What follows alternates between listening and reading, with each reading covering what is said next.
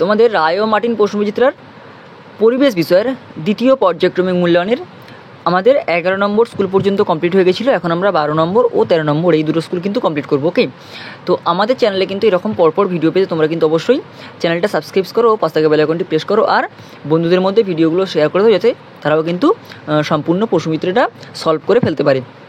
ঠিক আছে, এখন 12 নম্বর স্কুল কী আছে? Kalichak high school HS. আমরা এই স্কুলটা 12 নম্বর স্কুলটা কী আছে? Kaliachak high school HS. আমরা এই স্কুলটা কমপ্লিট করবো। একের থেকে তো কী আছে? নিচের প্রশ্নগুলো উত্তর দাও। 1 পশ্চিমবঙ্গের সবচেয়ে উঁচু পর্বতশৃঙ্গের নাম কি? পশ্চিমবঙ্গের সবথেকে উঁচু পর্বতশৃঙ্গের নাম হচ্ছে কি? সান্দাকফু। এটা কি লিখবে? সান্দাকফু। সান্দাকফু। 2 দেখো, কোন তারিখে প্রজাতন্ত্র দিবস পালন করা হয়? এটা হবে 26শে জানুয়ারি। 26শে জানুয়ারি। পশ্চিমবঙ্গের রাজধানীর নাম কি? এটা হবে কলকাতা। 4 দেখো, স্বাধীন ভারতের প্রথম শিক্ষামন্ত্রীর নাম কি? এটা কী হবে? মৌলানা আবুল কালাম আজাদ। তাহলে কী লিখবো? আবুল কালাম আজাদ। বাঁশের কেল্লা কে বানিয়েছিলেন? এটা হবে তিতুমির। তিতুমির হচ্ছে বাঁশের কেল্লা বানিয়েছিল। ডিবিসির পুরো নাম কি? ডিবিসি হচ্ছে কি? Damodar valley corporation. Damodar valley corporation.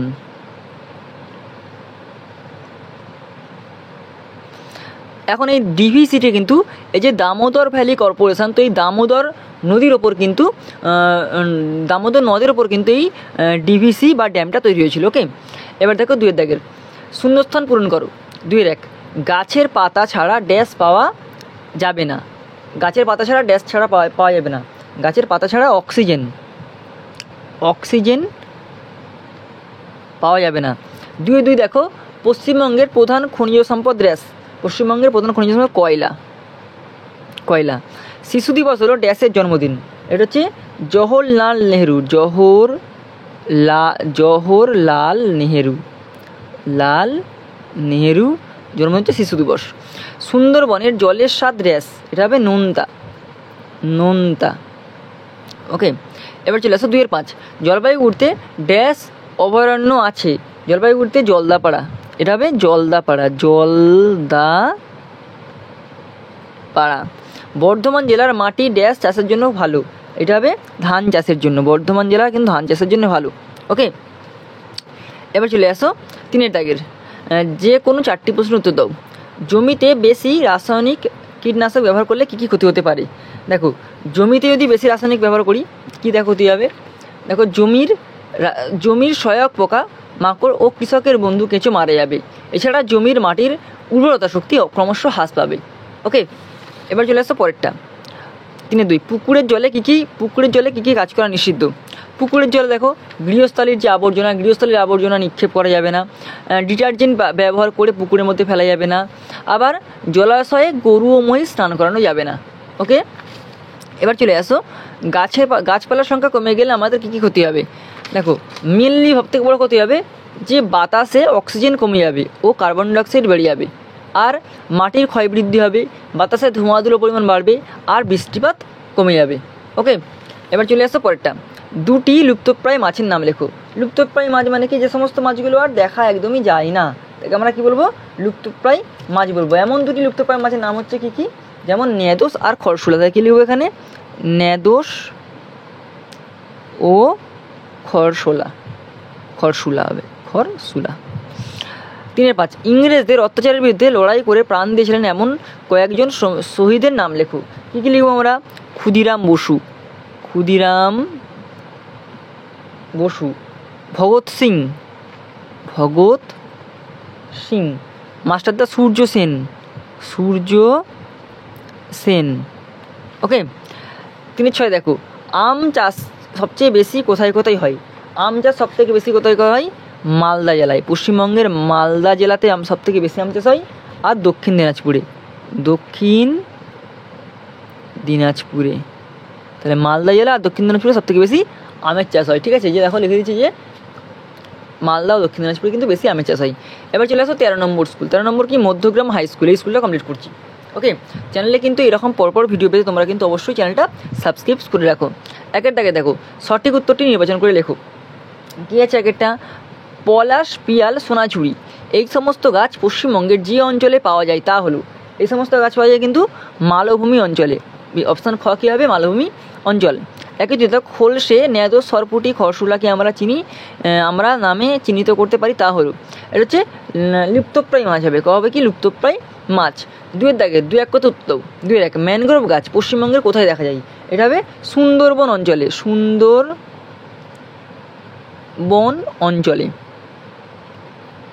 যেমন গোরান গাছ, গেওয়া গাছ, সুন্দরী গাছ, এগুলো হচ্ছে কি ম্যানগ্রোভ অরণ্যের গাছ। 2-এর 2 হারভেস্টার যন্ত্রটি কী কাজে ব্যবহৃত করা হয়?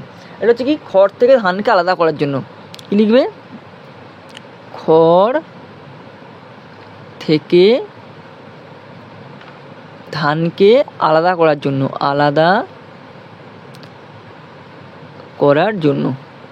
এবার দেখো 3-এর দাগের ইংরেজ ও দেশীয় জমিদারদের অন্যায়ের বিরুদ্ধে লড়াই করার উদ্দেশ্যে বাঁশের কেল্লা বানিয়েছিলেন ড্যাশ।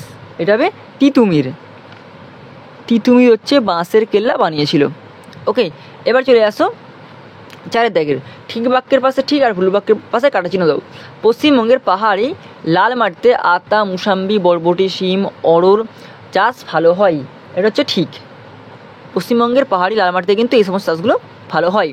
4-2 দেখো বাংলাদেশের জাতীয় সঙ্গীত আমার সোনার বাংলা আমি তোমায় ভালোবাসি, এর রচয়িতা বাংলাদেশের জাতীয় কবি নজরুল ইসলাম।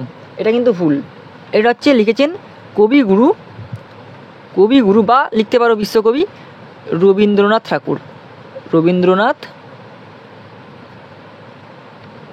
ঠাকুর। হয়ে গেল। চলে আসার পরের প্রশ্নটা কী দিয়েছে? পরের প্রশ্ন ক স্তম্ভের সঙ্গে খ স্তম্ভ মিলতে বলেছে। যে ক স্তম্ভের সঙ্গে খ স্তম্ভ মিলতে বলেছে। ক স্তম্ভ কী আছে? একটা আছে 5-এর 1 আছে শিশু দিবস। শিশু দিবসটা কার জন্য হয়? এটা হবে জওহরলাল নেহরুর জন্মদিন উপলক্ষে কিন্তু শিশু দিবস পালন করা হয়। এবার দেখো শিক্ষক দিবসটা কার জন্য হয়? সর্বপল্লী রাধাকৃষ্ণন। তাহলে ক থেকে হলো গ, 5-এর 2 থেকে হলো ঘ।